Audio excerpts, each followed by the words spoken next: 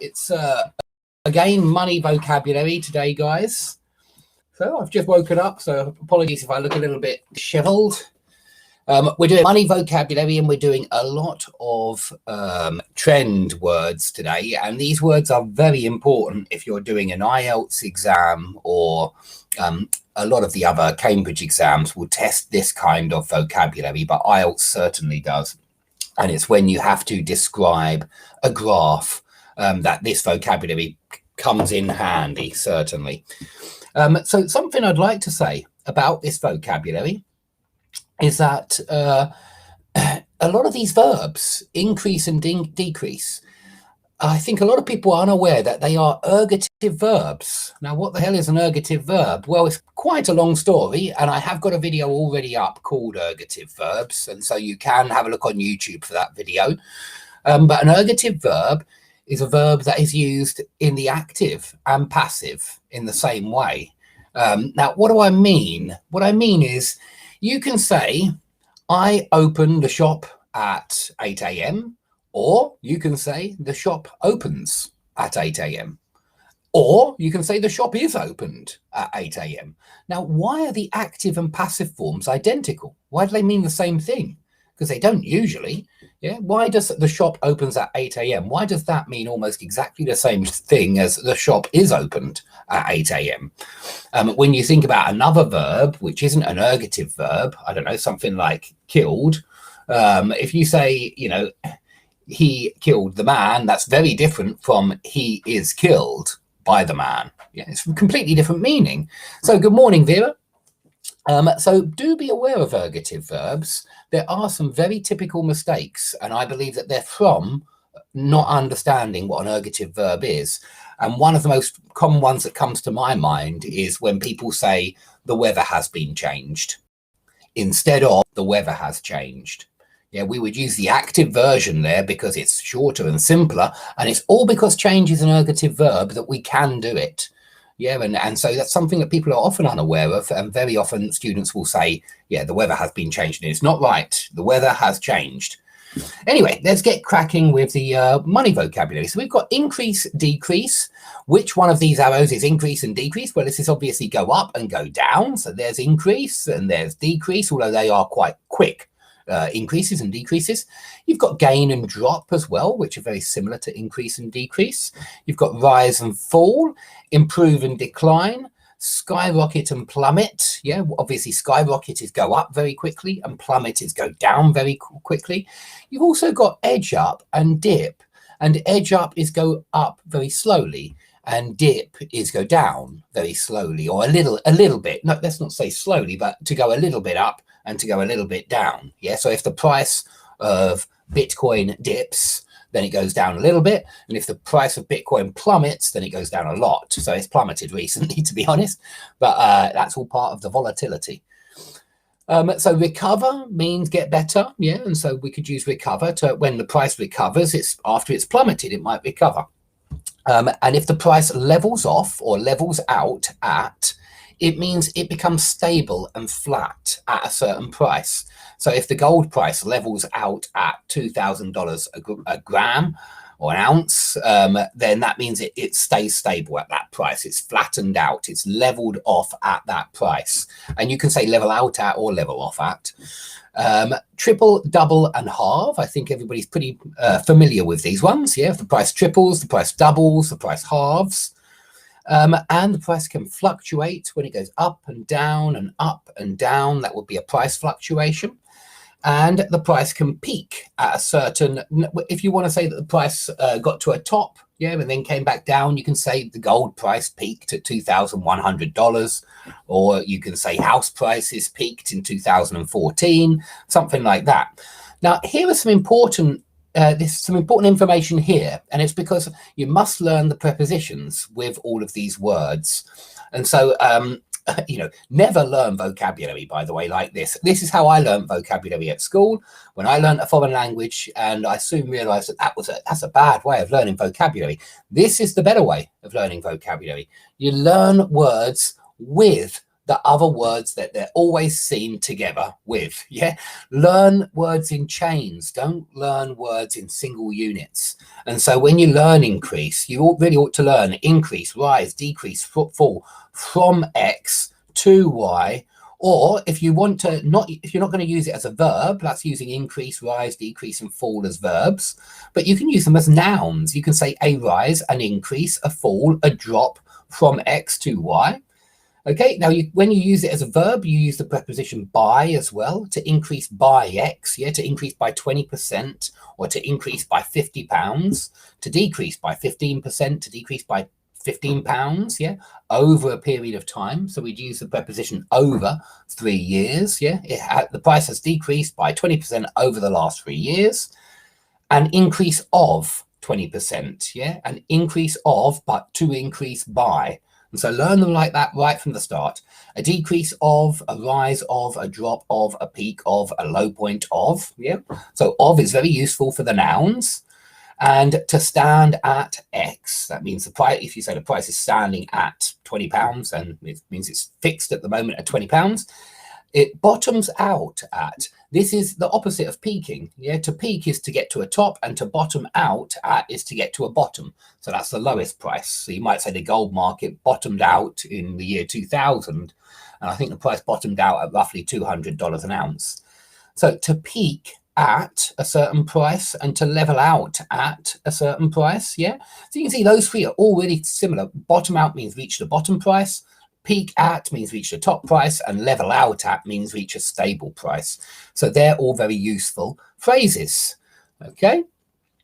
So we're going to go on to now a little description of a graph using this vocabulary.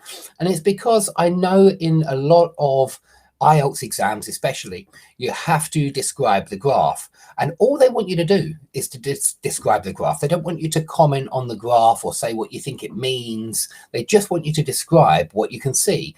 So let's have a look at how we do that, and we'll be using these words. So we can see the average house prices in all 3 countries. Now I'm sorry that this isn't very big, but I'll give you a quick look there at the chart. So maybe you can just pause that if you want to, and then yeah, you can see what's going on there. We've got L1, L2, L3. These are the months of the year, January through to December. This is in 2018, and I suppose it's house prices. I must admit, I hate it when graphs aren't properly labeled.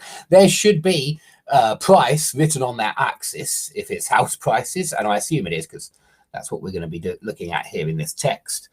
I wrote this a while ago, so I can't remember, being honest. So we can see that average house prices in all 3 countries have increased over the last 12 months. Yeah, and you can see that. Look, they've all increased. All 3 lines have gone up. For the first 3 months, prices in the US decreased slightly. So I suppose the US must be the red line. Yeah, is that red? I'm sorry, I'm colorblind, guys, and so I hope that's red. But for the first 3 months, prices in the US decreased slightly, reaching a low point of $337 in April. It does look like this one, because this is April, and I reckon that that's 100, 200, 300, well, about that anyway. However, for the rest of the year, prices rose significantly, reaching a peak in December of $390. So let's have a look at December. It's down here, a peak of 300. Okay, I'm not sure that this does match up with that graph. Prices in Switzerland leveled out at $325 for the first 2 months. They also remained steady in August and September at $345, but for the rest of the year, they climbed from $320 to $385. Prices in France increased by $50. Nonetheless, in March and June, there was a tiny drop of $5. Okay, now I hope that makes it clear of how you ought to be approaching that IELTS task when you're describing a graph. You want to be using all of that vocabulary, and you want to be careful with your prepositions, because it's the prepositions that usually cause the trouble. Yeah, I think there will be a lot of mistakes in a text like that with the prepositions usually. So good morning, Elmira. Let's carry on then a little bit further down. Now, this is something that's quite important. The number of is for countable nouns, and amount of is for uncountable nouns.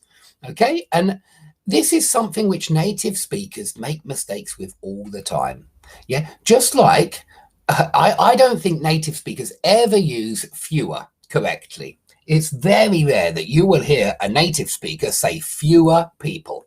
They usually say less people, and that's wrong. It should be less an uncountable noun and fewer and countable noun.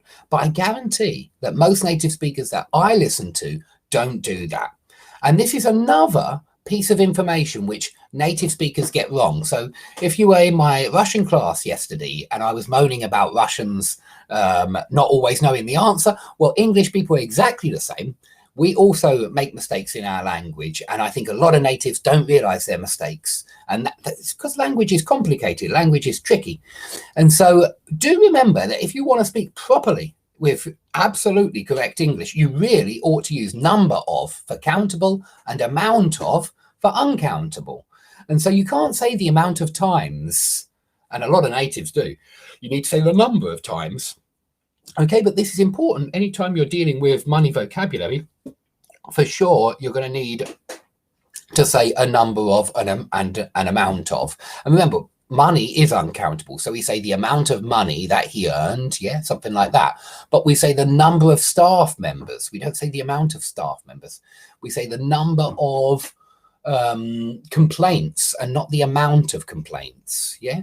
But I promise that lots of natives make a mistake with that one. And so if you make a mistake with that one, you're in good company. But still, if you want to improve and if you want to get rid of some of these mistakes, then this is one way to do it. Get rid of certainly only use a number of for countable and an amount of for uncountable.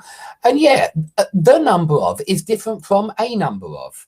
A number of is a quantifying expression.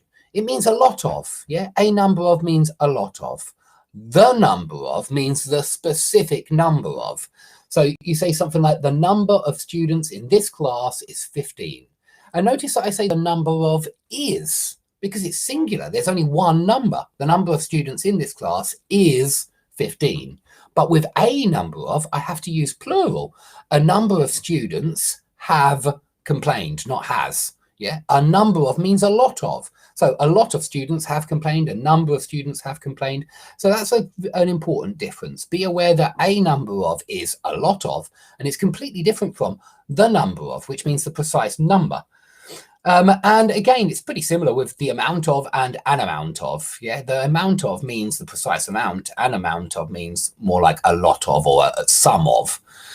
Okay, so there's a little exercise here that I think I will give you for homework. You know, I'll put it up on my website, that exercise, and I'll put this one up with some of the prepositions missing.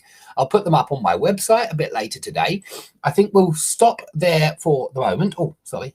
Put that down. Let's keep that up. I think we'll stop there for the moment, but I'll keep doing these classes. I think I might do another one today, and so if you're around in a little while, maybe in a few minutes, then please come along for another class.